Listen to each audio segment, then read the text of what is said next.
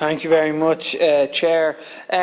Look, like many of the deputies here, I want to welcome the publication of this report.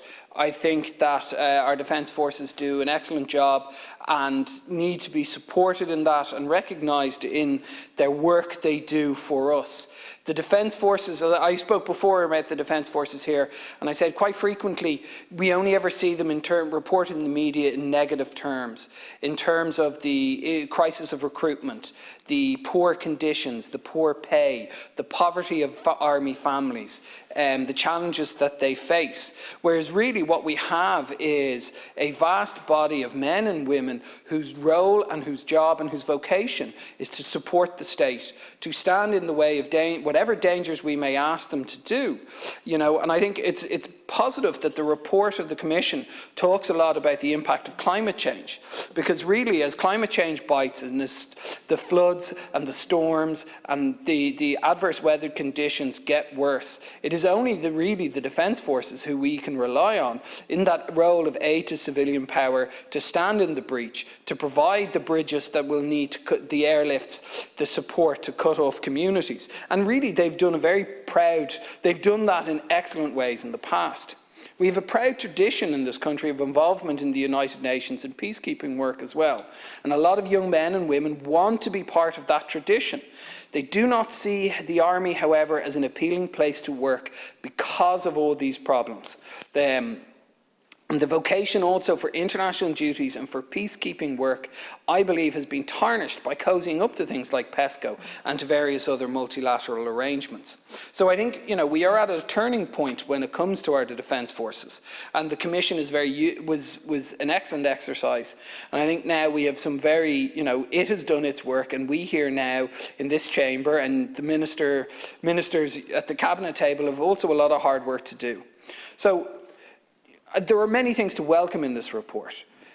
A commitment to increase recruitment, a commitment to reorganise structures. There's talk of a creation of a new rank of Lance Corporal, which I think is a very positive thing in terms of acknowledging progression, providing leadership opportunities, providing career development opportunities.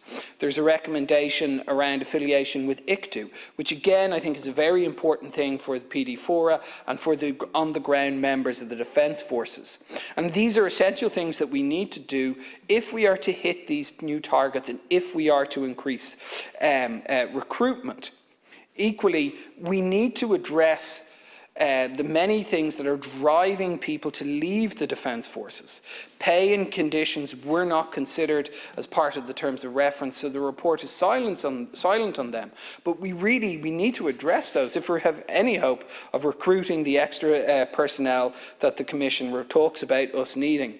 Equally, the women of honour, who other deputies have mentioned here, they need all the support so that they are looking for, so that we can ensure that the Defence Forces, like everywhere else, is a safe place to work and will be an appealing place for women to work as well.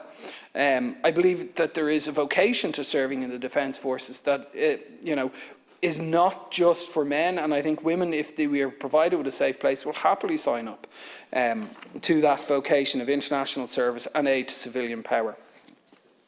Really, when we talk about purchasing new ships and for the naval service, we struggle to crew the ships that we have at the moment. And so I really don't understand how we're going to expand our naval service. And look, we can talk about whether we should or why and all the reasons that are in here, but simply we struggle at the moment to crew the naval vessels that we have at the minute. So I really don't understand how we're going to address this. And again, as I say, I've talked about pay, I've talked about the safety for members within the Defence Forces.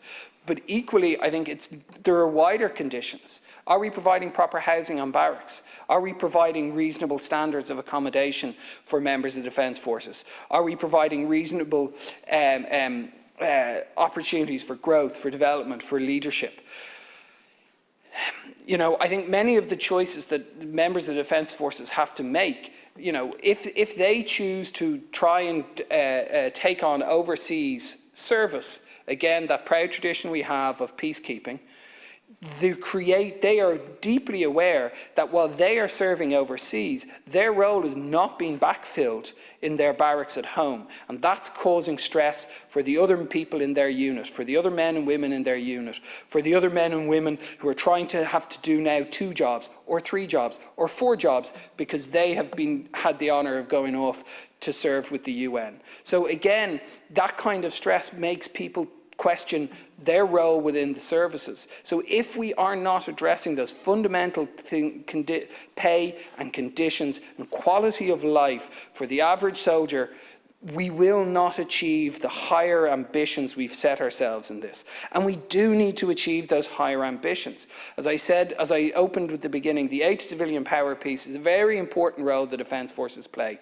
We've seen it with COVID, where we needed to ramp up our testing facilities very quickly, and we call on the Defence Forces. Where we need to provide for mandatory quarantine for people arriving at airports, and we call on the Defence Forces. Where there is an emergency, we call on them, and they willingly step into the breach because that is the vocation they have chosen. And we will not get other people to choose that vocation. We will not get people to do what we need to do to keep the rest of us safe if we do not address those fundamental pay and conditions. Thank you very much.